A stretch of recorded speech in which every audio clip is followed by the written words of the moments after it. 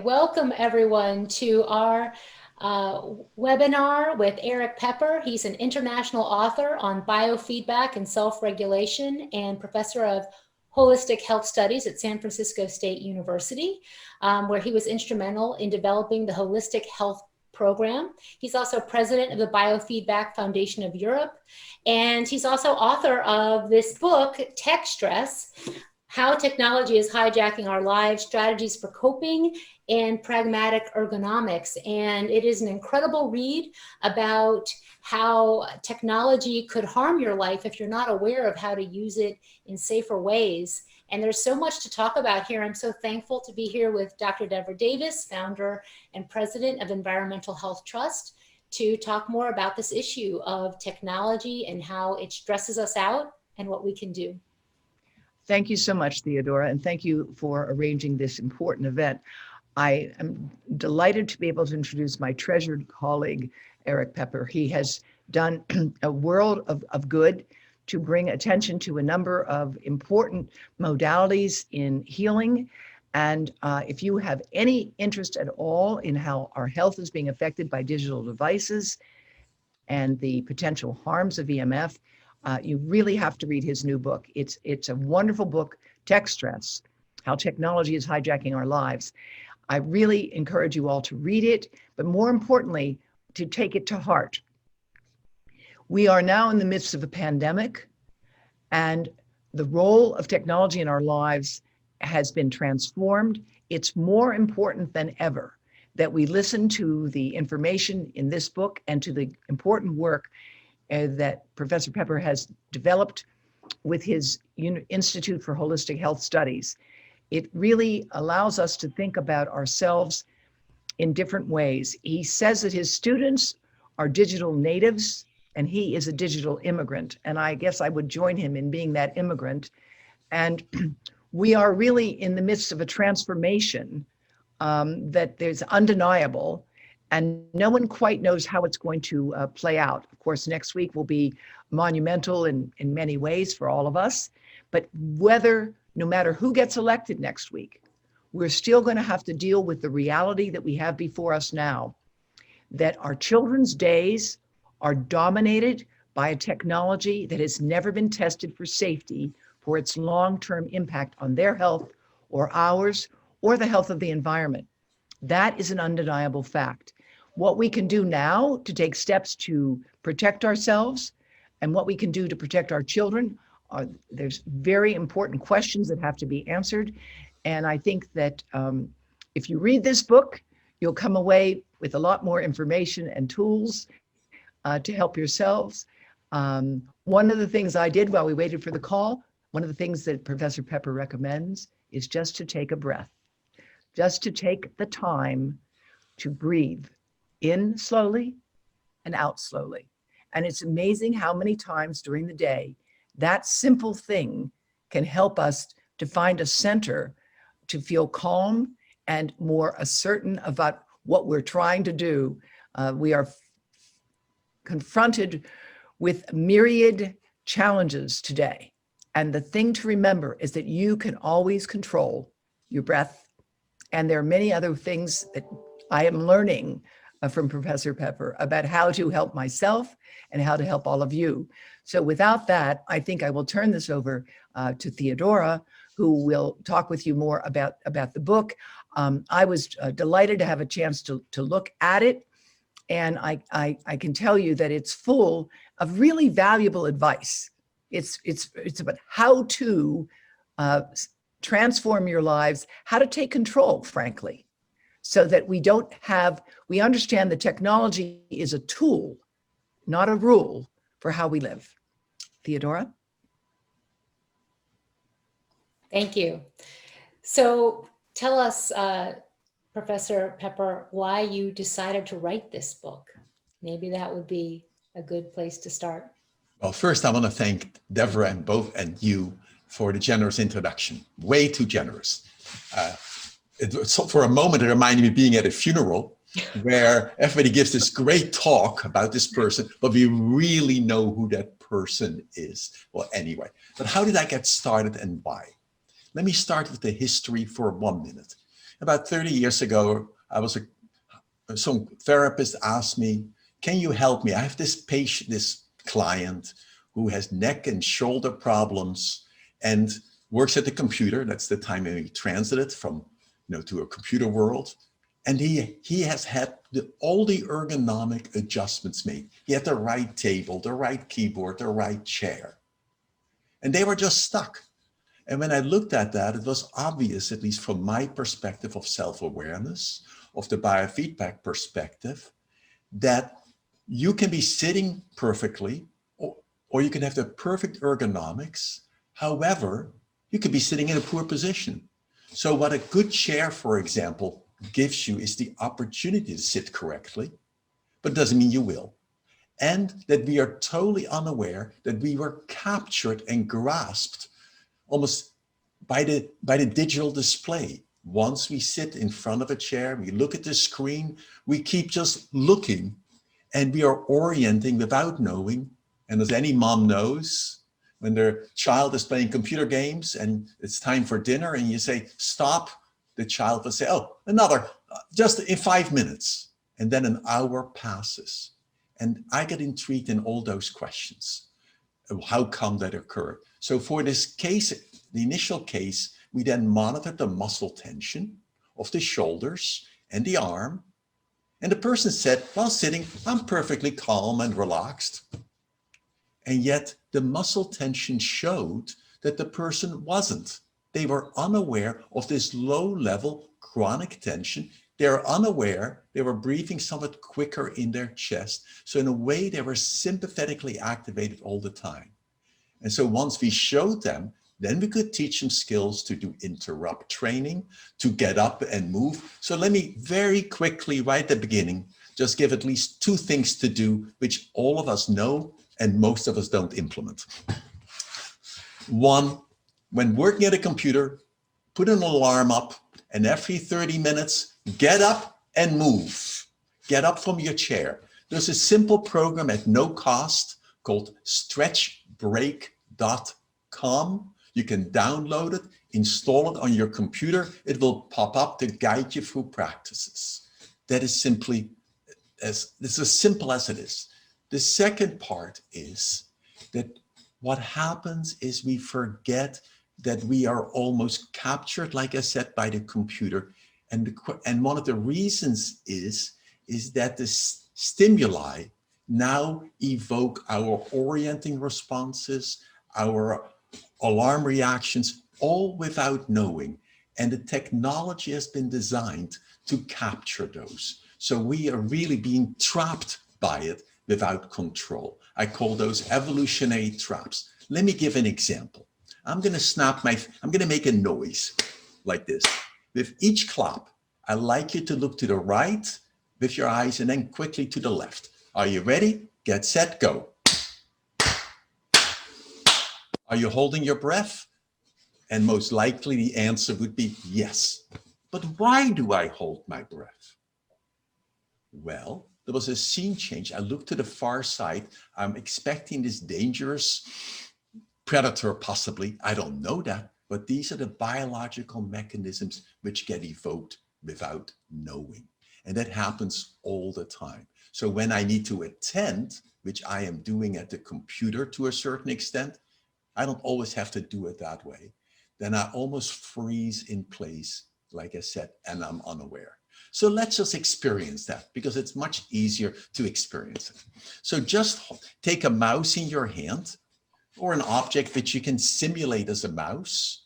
And now what I like you to do with this mouse, I like you to draw the letters of your street address. Each letter, except don't do it yet, each letter starting at the last letter first. So if my street address is Derby Street, I draw the letter T, then I click, then I draw the letter E and I click. And then I want to make the letter only about a ½ inch or 1 centimeter high. So it's very detailed work. And do it as quickly as possible. Are you ready? Yes? Okay, start. Do it as quickly as possible. Make each letter as small as possible. Starting at the last letter, quicker, do it quicker. Don't make a mistake, do it quicker. And as you're doing that, Stop. Did you notice you tightened your shoulder? Your whole trunk stiffened. You shallow breathed or not breathed at all. Your eyes didn't even blink as you were focusing. All these happen without awareness. There's no problem with it if it happens once. But what people don't realize, they do this the whole day long. And now with the transfer to Zoom worlds almost, or being online the whole time, or for children being online, they just sit there the whole time and they're just being captivated by these triggering of these evolutionary survival processes. And we forget that. It is not any different than when we blame a child for eating too much sugar or fats, in a sense. You know, we are wired, I think, from an evolutionary perspective, to have more food, to have calories. So we are wired to look for sweetness, because there's not many reasons not to have that in our past, because we were often starved. There were moments of starvation. So the more food I could take in, the more would I survive and reproduce. Now in the middle of the 20th century and 21st century, this plethora of from my perspective, very poor quality food, of high processed foods, which are all sweets. Now I take the child into the supermarket or anywhere else, and there are all the food symbols which trigger in the brain the mechanism to say, I want to eat it. And we know that because even if you're going on Instagram, or when you're on, you know, whatever social media piece you use, and you show your lovely picture of the meal you just ate, we never show lousy meals, we always show these exquisite meals, then the person who's viewing that meal, in fact, in their brain, you can see changes which tells them, I should get hungry. And that is just what we're doing with the children. So who are we to blame? Are we to blame the child, that the child does not have enough voluntary control? Or should we blame our agro-business, our industrial world, which is really monetizing these cues to evoke our evolutionary responses, and they now become maladaptive? There's a horrible example of this in nature, which I can think of, it's pivoting for me, and that is when you look at the albatrosses at Midway Island. Midway Island is an island in the middle of the Pacific, 2,000 miles away from everywhere. And there the birds were nesting.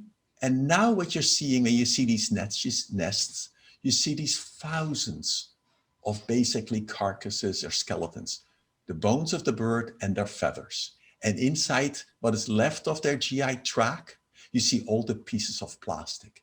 What has happened is that these birds, over many thousands of years, through natural selections, the one who could see that object that shimmered the best in the water representing a fish, they would then get that, digest it, ingest it, and regurgitate it. And now they still go out, but now that shimmering object is a piece of plastic. Should we just blame the bird for being stupid to eat the plastic or not? No, we need to change the social cultural world around us. And that applies just as much for technology. We need to be responsible. We have responsibilities, but so does the technology and the software. Again, think of the software. When I'm doing social media, I react automatically. I use my cell phone. It rings. I react. That captures my attention, and that is a disaster to me. So we need to take control of that. What can I do? I'll go through that in a moment. This is so interesting, because I think most of us don't appreciate the extent to which we have become conditioned to these things. When you get a ring or a message, if you have gone to your phone, I want to encourage all of you to go to your security settings on your phone, and go to your security settings and turn off all of the microphones. Because if you don't do that, then all of the devices that you have signed up for, whether it's Google or WeChat or Google Maps, They all can listen to you all the time. It's not just that the microphone works when you're trying to use it. It's that it works all the time, so long as you have not disabled it. So there are things you can do on your phone to reduce this conditioned reflex, this fight or flight response that you talk about, Erik. And I think it's important for people to understand, evolutionarily, we have evolved in order to run from things that are dangerous or fight them. And that's an adaptive response when you are living in the wild. We're no longer living in the wild, but we still have the same adaptive mechanisms as you discuss in your book and in your writings on your website as well. And so as a consequence, we don't appreciate that we've conditioned ourselves so that first thing in the morning, we have to turn on the phone. First thing at night, last thing at night, we have to check for messages. We have to use the alarm. For goodness sakes, if you do, please put your phone on airplane mode. You can actually, even with many phones, turn them off, and they can wake you up again if you need to do that. I think we all prefer to get the phones and other devices out of the bedrooms so that there's no blue light and there's nothing to interfere with sleep. I'd like to ask you to talk a little bit about sleep and how important it is, again, from an evolutionary perspective, in terms of what melatonin does for us and what happens if you spend a few hours before trying to go to sleep on a screen. So there's the paradoxes of sleep, that in order to go to sleep, we slowly need to get quieter. Our brain gets quieter, our emotions get quieter, the light turns reddish, and slowly then we sleep in total darkness. The data is overwhelming in research. When light occurs at night, it interferes with our biological rhythms. It may wake us up. So that's the piece. And the second one is when we use our phone. So when we look at screens, whether it's our cell phone, whether it's our television, whether it's our computer screen, they are giving blue light in. That suppresses the melatonin. That suppresses the ease by which we can go to sleep, and people vary. But there's a second part that people don't always realize, is that once I look at my cell phone, my brain gets reactivated in social media. I get more activated, and that also interferes with sleep.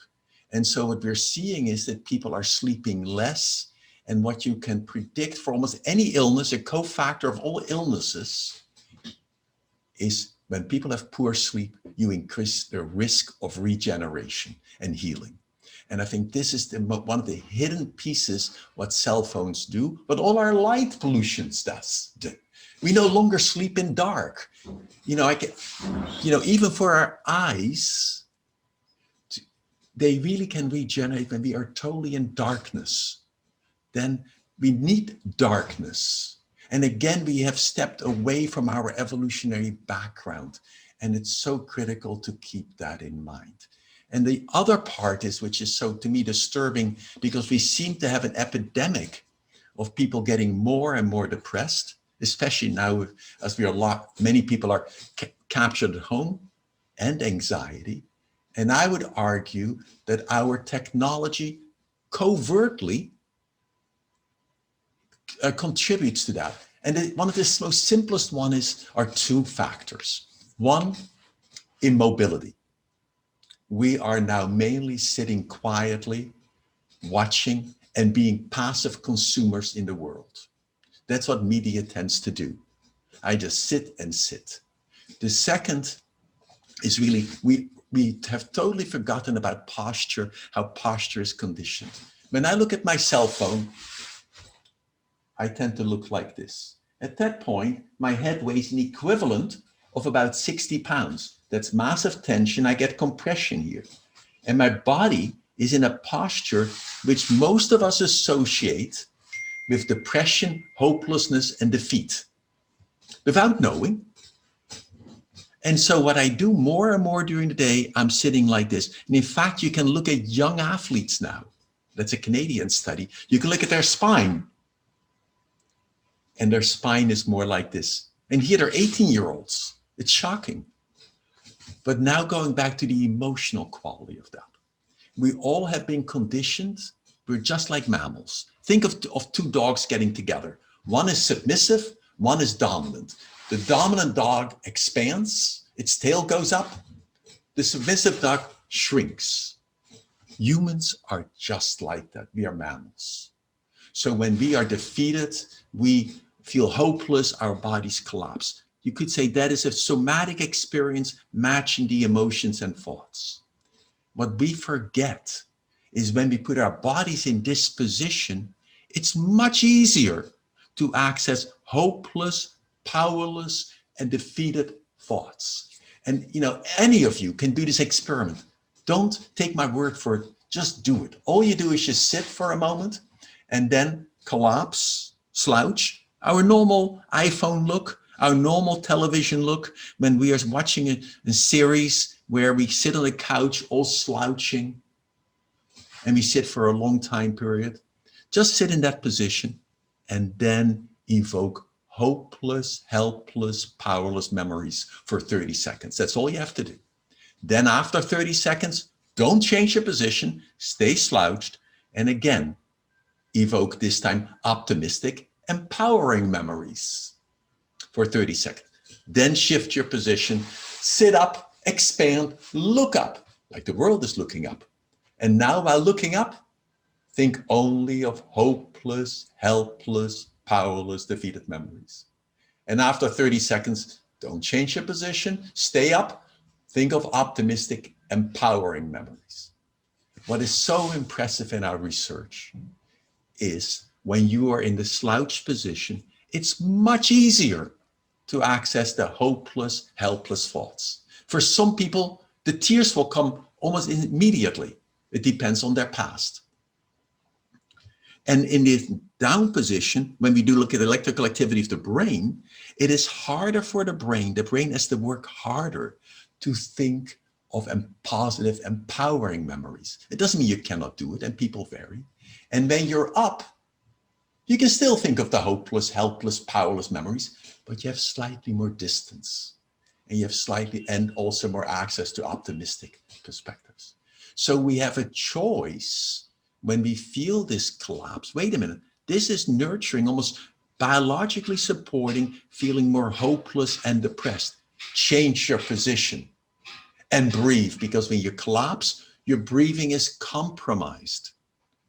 And if you can get up, you have more abdominal space. But as the people have been listening, I think they should all for a moment just get up. And so just get up. And there are hundreds of stretches we can do, but interlace your fingers just like this. And for a moment, as you interlace your fingers, then just swing around, keep breathing. And you're supposed to do it with a smile. And now interlace your fingers, rotate the hands, and now keep doing it again. You really feel that nice stretch. So when you're going up, really inhale. And then just sort of shake your body. You can even tap your arms for a moment, slap them to get more awake. And then just gently sit again. And I'm assuming, as you just checked it out yourself, that all of a sudden your energy is slightly higher. You're a little more awake. And when we published this as studies, we did different exercises where we have people do cross crawl. You can see that on the average, their energy goes up significantly. While on the other hand, if you are in a slouch position during this exercise as a control, you do a slouch exercise, your energy goes down. And for people who have a history of depression, the effect is the largest. So body posture impacts you, and the computer, almost by definition, I know I'm supposed to sit erect. I've learned that lesson, to be tall, to sit, but then very quickly, because I can't quite see the screen, I start looking forward. I keep focusing. My eyes get more difficult, exhausted, and I have no idea. And when I'm looking at the screen, I lose my peripheral vision, which are totally essential for survival. There was, we needed that because that's where our predators were. We could see our friends, and now we just look only vovally, focusing. our eyes converge, the lens tighten, and we do this for a half an hour, 2 hours, without realizing that the muscles should be tightening and relaxing. Think back when you were walking on the savannah or in nature. You look up at the trees, you look down to the grass, you look nearby, you look all around, and the eyes alternate between looking far and near. And now we only look near. And what we know from children, that their eyes change. And so the very sad prediction of the Zoom world, of Zoom teaching, because now we look at screens, and in many cases, the screen is, there's a wall behind there. We're looking at a 2 meter distance. That is not, and the eyes do not relax. And I will predict that by the time these younger people are now late teens and later, they'll almost all wear glasses. It's most interesting. And it's sad because in Singapore, in fact, 80% of the young people already are myopic, nearsighted, because they're playing games, they live in rooms, their world is this way. While if you go to the Bedouins in the, who live in almost in the semi-desert, you go to the Amazon, you see that those people, and they're not different biologically, but their eyes have had a different world experience by looking near and far, that even in their 40s and 50s, they still have, 20/10 vision. They do better than normal. It's most impressive. And I know that this is also, there's so many things that you've talked about. One is that I just wanted to say, and there's no question that companies are hooking our young children on technology and on the cell phone with all these apps and Snapchat and all of these, I call it Instacrack. It's just going on and on. But back to the eyes and to the impact on our emotional health, I know the one factor that really helps with myopia that they found, or that is a factor that is related to not having myopia, is getting outside, is how much time you have outside where you're looking at things near and far. You're looking at the sky, you're looking at three-dimensional objects, right? Because the screen is just one-dimensional. But something I've noticed with all the kids on Zoom, and I've been on a lot of parent meetings recently with my own children who are all on Zoom, and in the public school system as well, the kids are getting so depressed, agitated, kids who normally loved learning, and with the greatest teachers who are working so hard, yet they are just becoming sick and depressed from all of this Zoom time. And we have to do something different. And there's not even, to me, there's not even an issue. We need to be moving outside. We need to move. Learning is a three-dimensional process, our bodies. This is the first time that we're living in a world of a two-dimensional world almost. The other part is that we are breaking the social bonds between people. Yes. You think about it, and I did this study of my students. I asked them, how many of you at a restaurant that's pre-COVID, that you would be sitting or talking to somebody and you would feel your phone vibrating in your pocket, you would just pick it up for a moment and look at it. The moment the person did that, the other person they're with feels slightly negated, dismissed. It's that breaking that social bond without knowing. And then you ask them how many experience that, all their hands go up, and you ask how many do it. They almost all do it, because in some sense, we're having, again, this evolutionary competing demand. I need to check my social media because from our evolutionary perspective, we used to be in a clan, and I need to know the social structure for power. I need to know what's going on. The trouble is that this is now totally, we're being hijacked by it. And now it gets conditioned. So now when I go to my dinner table, even when I turn off, that's the most interesting part. You turn off your notifications, but you put the phone on the table. Right. You still see the eyes go. The person wants to keep looking.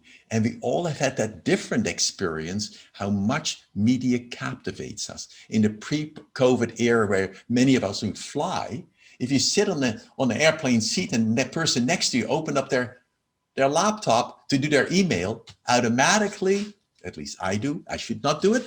My mother told me not to do it and I do it anyway, not purposely. I automatically look and I start reading their email. And I presume I'm not the only one that we do, because it's an automatic stimuli. Say, it's new information. I need to know it. And there's another part which is most interesting in the study. We are in progress, but the findings are so overwhelming. I'll share it. It's most interesting that when people watch Zoom and Zoom classes, often after a while we sort of sit still. We are not very responsive.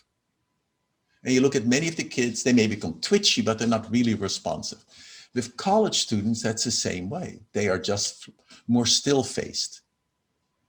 And it makes it difficult for the teacher to speak because you're looking at an audience who is not responding. And normally, you're always looking at people's facial expressions because this part of the face tells you if you're responding, you're safe. If the face becomes totally still, at an evolutionary signal that says potentially danger. I don't know what is going on. It's a big social stressor. It's the base of the Trier social stress test, in fact, where you go for a job interview as a simulation, and then you sell yourself to judges who sit there and they don't give any facial expression. It is unbelievably stressful. And that is also true then for the students participating. It's true because you see only these little postage stamps on the screen. If you teach the students, which as an experiment, to ask them, I'd like you just to simulate, to be expressive, to really animate. So even if you have 100 people there and you look at the person talking to you, really try to exaggerate it. Yes, I like what you said. No, I disagree. And they know that I'm the speaker and I move too much, then it's disturbing for the audience. But if you want little postage stamps on the screen, then you don't even see those big movements. You have to exaggerate. And when you're doing that, all of a sudden, what you see is there's almost a 60% increase in involvement, in learning. And students will report, I didn't have to watch the lecture twice to remember the material. Because we know learning is an active process, and the media makes me passive. And as a teacher, we get very limited feedback. And as the student, we get very limited feedback. I mean, I can keep going, obviously. Yeah, no, this is great. I mean, what recommendations do you have for teachers and for administrators who are working, trying to figure out what to do right now? I think the best. I have some ideas, but I want to hear what you would tell them to start with. Well, I think case learning and I think being actively involved with yourself or doing stuff outside, I think is critical. I think the younger the kids are, the more they need to include their body movements, even adults. Because remember, what does the computer do? Sitting disease. And sitting disease, people have labeled to new smoking.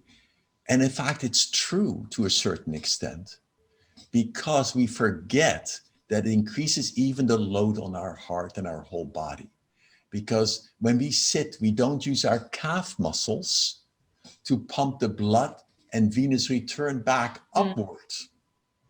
Mm-hmm. And our calf is often called the second heart. That's why you want to not just move your hands, because basically, if you think of the veins inside the calves, they have little valves in them. And so when the muscles around the veins tighten, they squeeze the veins, pushing the blood up and also the lymph. And you know that in a different way, that when you go walking sometimes for a long time, you get something called fat finger syndrome. Ever notice when you go hiking for a long time, your hands swell up a little bit without knowing? That's what happens so commonly. But all you had to do is move your muscles a lot, and then it would pump the fluids back. The same thing happens in your legs. And for example, in soldiers who stand in attention, sometimes they faint. because they don't move their legs. And so there's a strain in the system. The final piece is that when we are sitting, we're slouching as I'm doing now. That means that my abdomen is compressed. There's less movement in the abdomen in a way. That may affect digestion. It may increase ulcers, it may increase acid reflux. It can increase, many GI disorders. And you breathe more shallowly. And that puts you slightly more at risk for even feeling anxious. Mm-hmm. So in a sense, what Deborah said in the beginning, take a lesson, sit really up, arch your back for a moment, put your hands to your side, feel your lower ribs and your tummy. Now what I'd like you to do is take a breath in so your stomach gets bigger. That's not all what we want, obviously, but let it get bigger. Like the balloon, like the lungs are in your stomach, like a big balloon. And then as you exhale, let the air go out slowly. And then breathe like that about 6 times a minute. So you inhale to the count of 3 or 4, and then exhale much slower. And breathe through your nose. But the tendency for most of us is to go, no. It is the opposite. You want, if I stand and I look at my lobes, you want to breathe in this area. So this gets bigger. Because in that way, the diaphragm goes down. That almost, you could say, massages your intestinal tract for a moment, helps the blood flow and lymph return, and it allows much better air circulation in your lower lobes as well. I can talk about these for many times, but collapsed position really makes it very challenging. Right. Well, you've talked about a couple of them now, but I'd like you to talk about the evolutionary traps that you've raised. So there's... Yes. So the evolutionary traps I started in the beginning, but they're really, it's the hidden background why we react. Mm-hmm. And so the classic one is literally that we orient to items without knowing.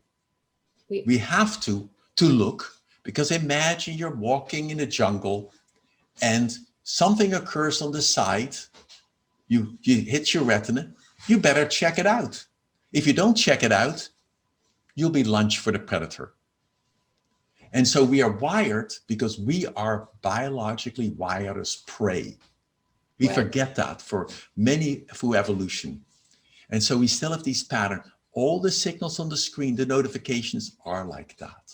That is just one of the traps. Another trap is that once you sit, you don't want to get up. It's always surprising. Once you start watching a series on the media, you start one episode, then you click the other one. You don't even have to click. It goes on for you. Yes, thank you. It does it all. And you just sit. And how do you sit? You tend to sit with your spine slouched. Mm-hmm. That encourages that hopeless, depressive feeling more without knowing, that loss of energy. And at the end, you feel less energy. But it's useful to sit. And from an evolutionary perspective, it's smart because you're not using much energy. When we get up and move, which used to be part of my natural world, we don't have to do anymore. And so there are no easy mechanisms to say, I ought to do that for survival, because it was part of who we were. Then you could add another trap, which is clear, is just our automatic responsivity to social media. Well, think about it. Being in a small clan of 150 people or less, I need to know what the social structure is about. I need to know what's going on. I need to know the local gossip, the coffee cooler gossip in a sense. And so we're wired to keep checking what our status is, what is going on, who is doing what. And it used to be we would talk to people, but now we talk to our screen, or we just text to the screen. And the challenge is that when we do that, we really do miss many of the social cues as well. But it's hard to change that because we're unaware that we're doing it. The average person now or the average student checks their phone at least 86 times a day, even if there are no messages. Even if there are no message, without notification. And then we have the massive multitasking problem. What happens is that in the past, I would concentrate, I would do the work, I would be present totally. But now, just as I'm present, another notification occurs. I better check that. I pop back in. So many of us learn to do twice as much, half as well. Right. I remember when multitasking was like folding the laundry while I'm on the phone with my friends, and I could fold the laundry, but I couldn't do other things around the house because it required, because you're really toggling back and forth. You're not actually doing both at the same time with your brain. Correct. And then the final piece is, I think, not final, it's not, is we do need to account for the ergonomic factors. And here we are really challenged. I come from, with my gray hair, I remember school desks where the desk was still slanted. And what a slant desk does, if you think about it, when I learned to write, is I can stay upright and write. We don't use those in schools often. Many of our tabletops, when you're on a tabletop, you collapse the body posture, which supports almost more depressive ways of being and a collapsed body. And now the children are all using computers. They may be using it at the kitchen table. They may do it at their own desk, depends on where they are. But in most cases, even the most simple ergonomics are inappropriate. Their feet may be dangling off a chair. Yeah. They may be on their stomach looking at the screen in bed. And a number of my students who are older, obviously, they're going to class while lying in bed.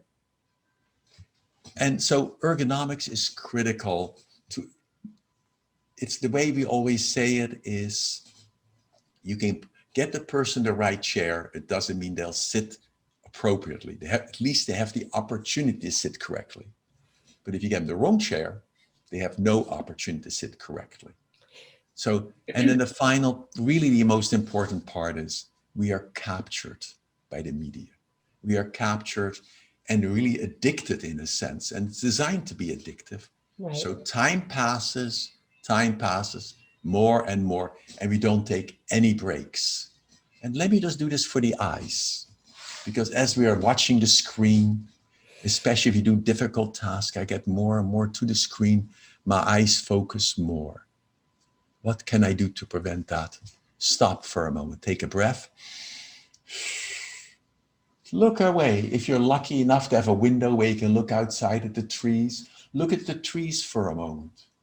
You may even want to do some techniques called palming techniques, in which you bring your palms to you sit up straight, you would support your elbows on some books so that your spine can be straight, the neck can be tall, and then you let your hands just cover your eyes.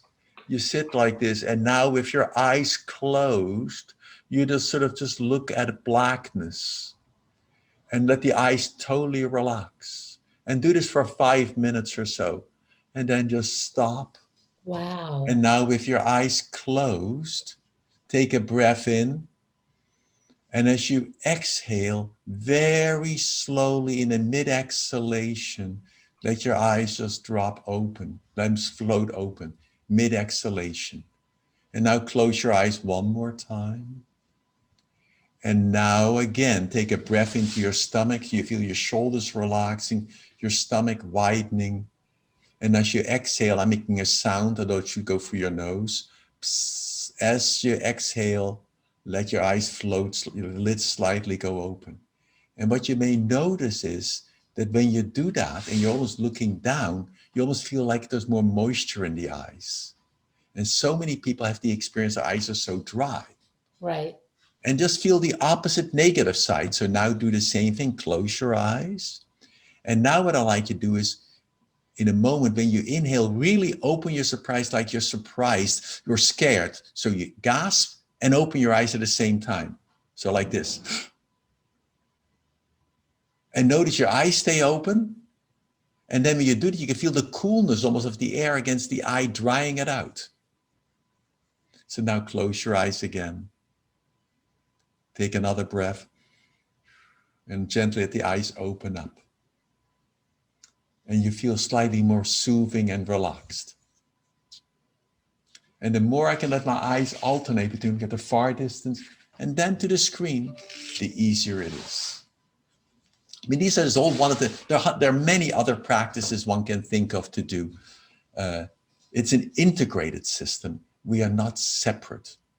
And then we just think, which is really the forte, of the electromagnetic field harms, which are really not recognized by most people.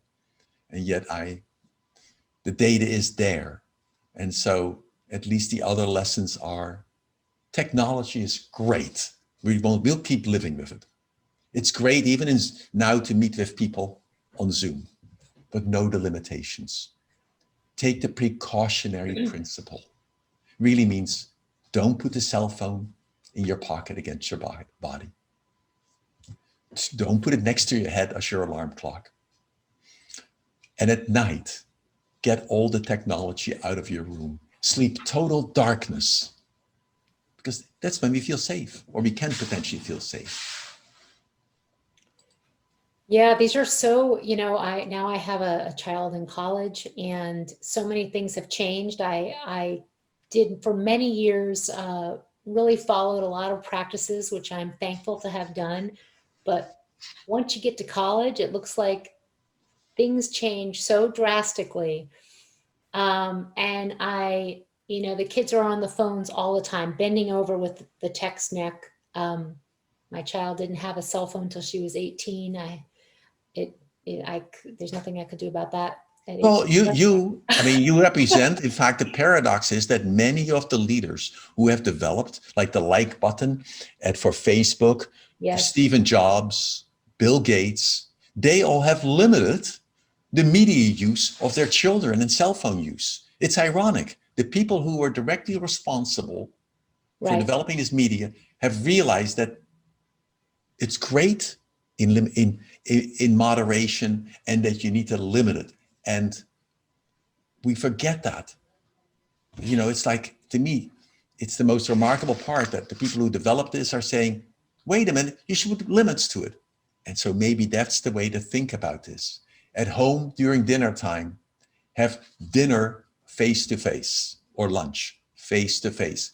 Put the cell phones, any media, in the closet before you have dinner, for example. For work, especially with the Zoom work world, effing becomes the screen. We're now having a presentation together, but in a few minutes I do my class, and then in a couple of hours later, I meet with my family on Zoom, or family members, and it all becomes a blur because it's all the same two-dimensional surface. But I would really recommend is that you create different cues to separate it out. It's just like what people do, who have spiritual traditions. They, in their corner of their house, they may have some form of spiritual or religious symbol there. It is just an evocation of that state. So when you are going to school, have a picture behind your screen. That is school. Wear your school clothing. Set the clock. Do it from this time to that. Then take that picture behind your computer away. Wear different clothing where you're doing your social family interactions. And that will also help to create a better connection. Yeah, it's all blurring into one Zoom. Yes. I mean, I don't even want to do, to be honest, I don't really want to do Zoom conversations with family, because the electronic noise is hurting my ears. Now I'm all on a wired connection and try to sit correctly, although not as correctly as I've been learning now. But I want to go back to something you said that I think is really important about the addiction. I remember a movie, I don't know if you're familiar with the movie Consuming Kids. Yeah, I've heard of it. I have not seen it. Many years ago, where they showed how they had the little kids sitting with electrodes on, where the companies were using them to find what images and pictures and commercials made them most stressed and triggered them to just, loving what they are seeing, and how this was 20 years ago. The movie is about nearly 20 years old. It was when my first daughter was born. And it just has stuck with me forever, how all of this is by design, which we know now, Google and Facebook, all the executives are coming out talking about how it is by design. But how to get unstuck with that, or to help our teenagers, it's a really hard place to be. I'm saying that for all the No, you're talking. teenagers out there, and put your questions in the chat too. I know there are people on the call, but I mean, it's really, I agree with you that it's not their fault. It's like it's like having heroin out that's being put in front of them. And here I am, the parent. Now I have all these things I had to worry about before heroin and the phone and all this stuff. And now we're dealing with something that it is impossible because everyone's doing it. Well, the key is without awareness, we have done a social experiment without a control group. And everybody is participating without knowing whether it's harmful or not. It is We know.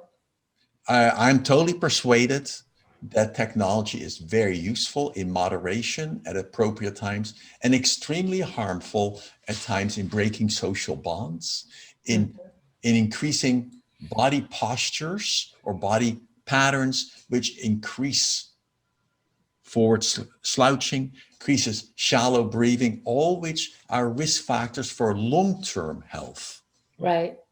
And in terms of the addiction, it's a similar part. We know that if you look at children, and I'm appalled, by the way, at times of parents, even though I have 2 kids, that when I see parents and they're pushing their baby carriage or whatever, and they're on the cell phone where the baby may be paying attention, is screaming out, please attend to me, and the baby feels dismissed. This is breaking the social bond right early. And we know with animals and humans, right, that health, for successful health as we grow up, means we need to make that social connection. There's a very old study called Still Face by Edward Tronick from Boston University. And there, once you see this, you realize, these are basic social bonding patterns. In this little study, it's about 3 minutes. You can watch it on YouTube. You see a mother in this study holding her baby and cooing back and forth and being responsive. You know how the baby smiles and the mother talks back and forth. And then the instructions are to the mother to be still-faced, to not be responsive. And the baby reaches out with one arm, then reaches out with both arms, and eventually starts screeching. It becomes totally disturbed within 2 minutes. This is because, and I've seen this many times, when I see parents who are on their cell phone and they're totally not present with their child. And we all have been guilty of it. That's life, I know. But at least become more aware. No, we need that social connectiveness and bonding. The way I would say it for children, the data looks like that the more time you spend early on media, the more it seems to be correlated with a kind of Asperger's syndrome issues and learning disability. It doesn't mean that everybody gets that, but it is you can plot the increase as they use more of the media or computer games. There is a correlation. That's really what you can only say. But I think it is causal, because what is the distinction between computer games, between much of media on the screens? It is that it triggers my reaction to attend. It gives me a stimuli, so I respond to the attention. And what we all learn to be successful is not to just be a responder, to be an initiator. And so I need to learn to initiate. And that is that is when you're an active learner, and the media doesn't always easily support that. Yeah, and it's so important. And in my practice as a clinical social worker, I work with teenagers and young kids, and so many young boys who were really addicted to video games. This was at the beginning. This was it was like 15 years ago, or no, I'm sorry, 25 years ago, when this was all becoming, technology just came like a truck, or like a tsunami, really. But I think about the addiction and also creating these pathways early these stress-related pathways early in life when kids should be imagining and thinking, and instead we have this drop-down menu. We can only go as far as the drop-down menu. We can't even, when you have a crayon, you're imagining things that are just anything. Well, But when you only can pick what people are sending you as options, it's so limiting. let me put another piece in there, which many people forget. Until the late 19th century, the only thing we saw was real. We never saw anything else. So our brains really are wired through evolution to always take the visual input in, even auditory, as real. And when the first movies were done, the silent movies, when they had a movie where there was a movie, the camera was on the rail, and the train then got bigger on the screen, coming down, the people screamed and they left the theater. They ran out of the door because they thought, in fact, the train was going to go through them. You and I know that is not the case. But that was the first experiences. Yet, we still react that way. When we see horror on the movie, we feel our guts reacting. That's why we pay money to do it, for the videos, the stories. They're deeply touching, but touching means we get a body response. That means that our brain sees that phenomena as real. And so be very careful what you put in your brain. So it isn't only the electromagnetic fields. It isn't only that don't do breaks. It is also that the media that goes in at some neuroceptive level is continually being perceived as reality. And we cannot separate that out easily. We can say, oh, it's a movie, but tell any young person or old person who gets impacted by a horror movie, and now they see a horror movie and then they go outside and they hear some noise, all of a sudden they really react. Just tell, well, that's nothing, if it's just a movie. But notice how and that is a major cost which we forget, because our body ought to alternate between getting excited and regeneration. And now we watch hours of excitement without regeneration. Right. I have a few questions. Thank you for that. I mean, I could talk to you forever. Does your book sweep through that lovely umbrella of the evolutionary survival foundation of why we're so captured? Which it does. And could you go over the general organization of your book so we can alert others to its content? And then she has another question too. There are a number of categories in the book. I think one is the evolutionary perspective to give that sense.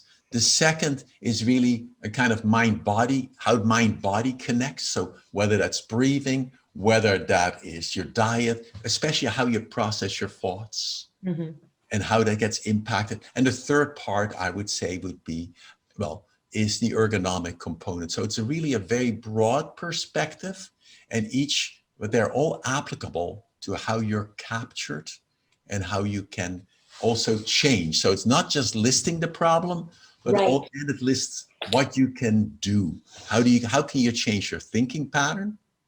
Or if you choose to, how do you assess that? But also what you can do to optimize your health, because the key is how to thrive with the technology and not to succumb to it. And so if I think in the end, what are some of the things you can do? Remember, you are wired through evolution. You respond through evolution. Know those traps. Know what triggers you so quickly. Once, at least you can become aware. So awareness is one step.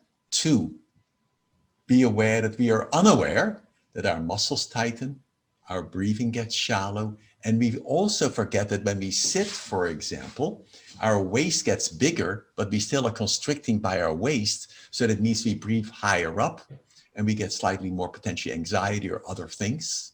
There are a number of pieces about that. Then there's a whole part of stress management. Because stress affects health, but it affects how we react. And the computer tends to make us respond very quickly all the time.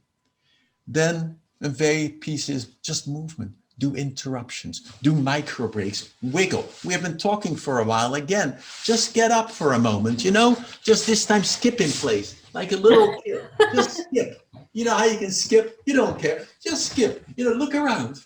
Skip. Or if you had other people in the room, throw balls with them. Go dancing. It makes no difference. And now notice, you don't have to do it for a long time. But what did we do? We have been static. Our muscle tensions were building up. We are frozen in place. And all of a sudden we did something playful. We feel better.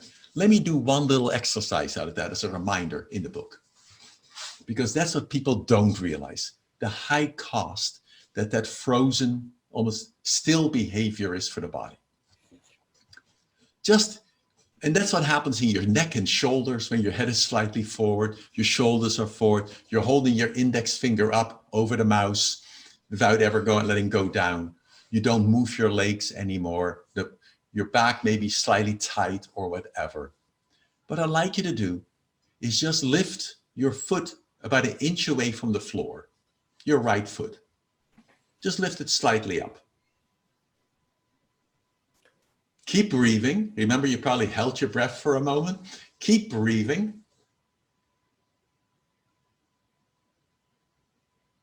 And you may already start feeling some achiness in the hip or discomfort, the tightness going up as you're feeling that. I could say, how long can you hold it up? I know it will depend how much I would pay you to do this. But for the moment, at least, I think that's enough. Just let it go. Shake the leg so it feels relaxed, the hip. And probably what you felt was some form of slight tightness initially, maybe even a beginning of achiness. And the reason that occurred is because when you lifted your foot away from the floor and upward, the muscles had to be contracted in the hip. They were held tight. They constricted the blood flow. So there was much less blood flow going in or out. And if you do this long enough, you get discomfort. But it's so interesting is you use these same muscles when you walk. And for many of you, unless you have a hip problem or knee problem or foot problem, you can walk for miles, you can walk for hours. And you tighten these muscles and let them go. You tighten, let them go, and you can walk. That is what we don't do at the computer. Our shoulders go up with the mouse. We don't know we do that. We are bent forward on our cell phone for much longer times than we think. And we stay in that same frozen position because we have to, because if I don't do that, I can't text quick enough. Then my eyes are narrowly focused. And then by the end of the day, I may feel tired, exhausted. I develop some achiness. And I'll never forget a program we did at San Francisco State, where we taught people all these skills. We monitored our muscle tensions. They really did learn that. And then we had one man who we talked about taking breaks all the time. And he said, I have no problem. I'm perfectly healthy. And finally, we persuaded him to take these breaks using that little program called Stretch Break as part of the program. Well, he came back the following week and he said, Erik, there's life after 5. And what he meant was that all of a sudden, at the end of the day, he wasn't so tired. He never thought he was tired or exhausted, but he had so much more energy and he felt so much more alive. And I think maybe that is the message, that you need to take many breaks. But now the distinction is you need to organize it yourself, which is the hard part. And I can give this as a personal example, especially during the time of COVID. Before COVID, I teach at San Francisco State. I would leave my house, walk to the BART, that's our kind of subway. I would take the train. Then I would get to Daly City. I would walk to my university. And then I would go to my office. I would walk up the stairs. I would sit in my office. Then I would talk to some colleagues. I would move back and forth sometimes. Then I would go to this classroom. In the classroom, I would be moving. As you can see, I like to move. Make you almost dizzy when you're looking at me. But you're moving back and forth. And then by the evening, I would reverse that same process. It never felt like work. I walked to the station again, took the train or the BART, and walked from the station to my house. And without any effort, without awareness, I was doing 15,000 steps a day. I didn't have to do any exercise. Now, I have to literally be very conscious to do exercise, because if I do 2,000 steps around the house, I set a new record almost, because all I do is I sit in front of the computer. And so now I have to purposely, artificially create work. And that, I smile at that, because if you can ask the question differently, how come typists didn't have as much problem as people at times at the computer? And part of the reason was, those who remember typing, they remember use your fingers, but then when you came to the end of the line, you had to hit the return. That's a different movement. And then when you finished the page, you had to crank in the paper, then you had to get up, file the paper. And so embedded in the task, without knowing, were all these art movement activities. And then your eyes were not focused just on the screen. Almost nobody had their typewriter in front of a wall, per se. They could look around and they would continually focus nearby on the text they had to type or what they got through their earphone. And but then they would look far away across the room or to somebody else. So see if you can reincorporate these sort of common sense pieces. The easiest way to do that is don't trust yourself. Because I know I don't. Incorporate, I do trust myself, but I also know that I get excited and time flies. Use some reminders, such as setting boundaries. I don't go to the computer till 8 o'clock in the morning, till 4 or whatever. Every half an hour I get up and schedule that, because so many of us schedule Zoom meetings one after the other or classes. And I just keep sitting like I have Velcro underneath my bottom and I keep glued to my chair. And then at night, I do the same thing. I sit on the couch, I slouch even more. And now what I do on the couch, when I do that, I get a little rolled up pillow behind my back. So now at least I sit up straight. So the key is to take charge of your world. And we are so busy that often seems more work to do than not. In the end, you have to ask, who is important? What makes life worthwhile? And so I recommend listening to yourself and take charge. Thank you. Thank you. Well, so there's just, how do we bring this to educators? Someone asked, how do we wake up school board members and teachers? Because so much of this could be integrated. And I know at one of my children's school, they are having like time when they're exercising on the screen. But I was just thinking about what you were saying and how every class, if the kids aren't doing it, having the teachers having an alarm bell where this is what we do, having a little, and just integrating it into the class, as well as, of course, decreasing the overall screen time as much as possible. But, I think you're on mute. But how, what's happening academically and in terms of changing policy or having this be, I know you've been working on this for a long time. I have as well. Before I knew about electromagnetic radiation, I was working on these issues of health in screens, actually. So how to move it into what we're doing, because now with the virtual learning, it looks like everything, all the successes where I thought we were have just crumbled in a way. And I still feel positive about what's happening, but I feel like there needs to be more effort. It is, I would say it's a policy. It is policy in the end. Yeah. And policy works best if you have self-experience. Right. And so what I've observed for a moment, at least, and still doesn't always work, it's like the little study we're in process doing, where people become more animated purposely. That if you ask students to take one class, their normal way, and in the second class, you do your experiment with them.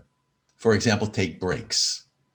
For example, be animated. It's unimportant which one you do. And then have them compare. Then they may subjectively experience that one feels much better. And then I would do the increase in the policy. So I would really encourage in policy an experiential practice of self-discovery and then do it. Now, in terms of pure guidelines, I think you should get up minimum of every half an hour for 5 or 6 minutes.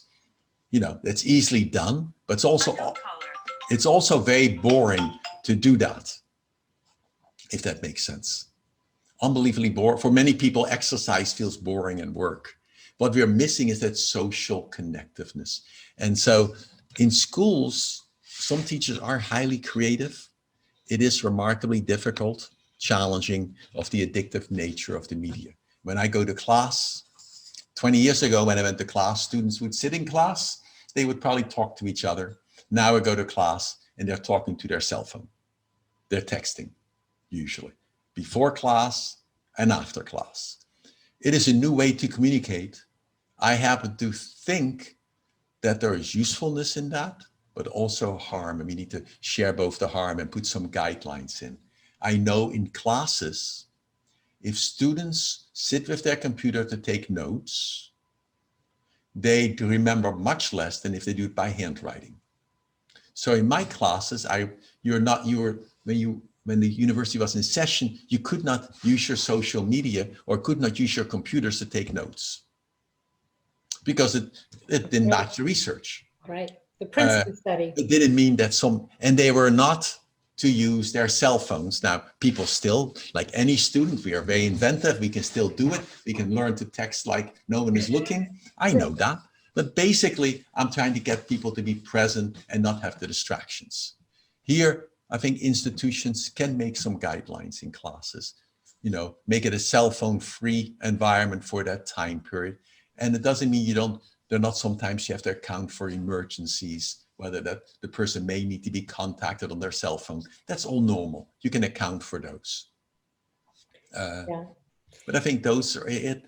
The amount of time on the screen needs to be really limited at one time. I think for little children, they need to be spending much more time developing motor behavior because that helps. You need to complete all your reflex development and motor behavior. That creates your brain. Remember, we evolved not to think. We forget that. We think, why do we have a brain? Well, our brain was evolved for coordination. The only animals that have brains are the ones who have to coordinate their limbs or movement. And it's interesting, there's a sea animal that starts as a juvenile and it swims and has a brain or has some neurons. And then it anchors itself on a rock and now it almost like it just sits there. Then during that stage, as adulthood, it dissolves its own nervous system because it's no longer needed. Wow. That happens just in human beings. If you don't use it, you lose it. Motor behavior is critical for young children and adults. We need to do motor behavior. That helps neural growth in our brain. And we have really forgotten that. Yes. So on that note. Yeah, on that note, thank you so much. May we remember and thoughtfully implement so many of these strategies. Again, your book is Tech Stress, How Technology is Hijacking Our Lives and Strategies for Coping in Pragmatic Ergonomics. And thank you so much for sharing this information with us. Appreciate it very much. Theodore, thanks so much for the invitation, and also Deborah. I was so pleased to spend time with both of you. Thank you. Bye-bye. Bye-bye.